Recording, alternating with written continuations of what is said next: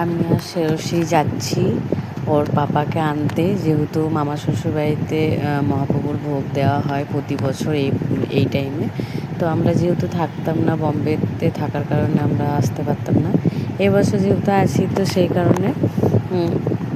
আর সুবীর হলো গিয়ে শিলিগুড়ি থেকে আসছে, তো আমরা বলেছিলাম যে আমি আর শ্রেয়সী একটু তাহলে ঘোরাও হবে, একটু ঘুরতে ঘুরতে চলে যাবে। তো আমরা ওই যে একটা জায়গাতে দাঁড়িয়ে আছি, যে জায়গাটাতে ও বাস থেকে নামবে। তারপরে এখানটাতে ও জিজ্ঞেস করছে যে মা কখন আসবে পাপা, তারপর কিছু খাওয়া দাওয়া করবো, সেটা মানে বলছে যে আমাকে কিছু খাওয়াও। তাই বললাম পাপা আসুক, তারপর তিনজন একসাথে খাবো।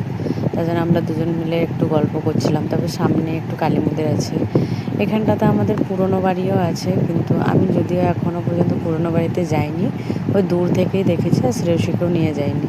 তো কখনো এক সময় করে আসবো, তখন তোমাদেরকেও দেখাবো।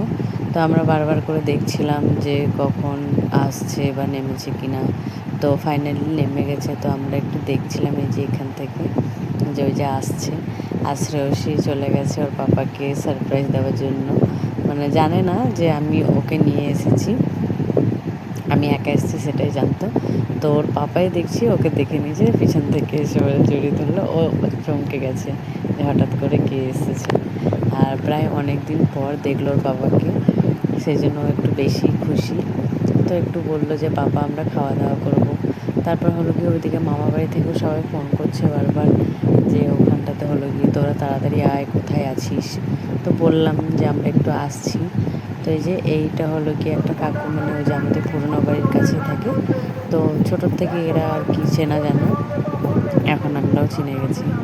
তো যাই হোক, একটু খাওয়া দাওয়া করলো ওরা দুই বাপ বেটিতে, আর আমি খাইনি যেহেতু আমার নিরামিষ ছিল। মঙ্গলবার বা শনিবার যাই হোক কিছু একটা ছিল, আমি সেজন্য খাইনি। আর ওরা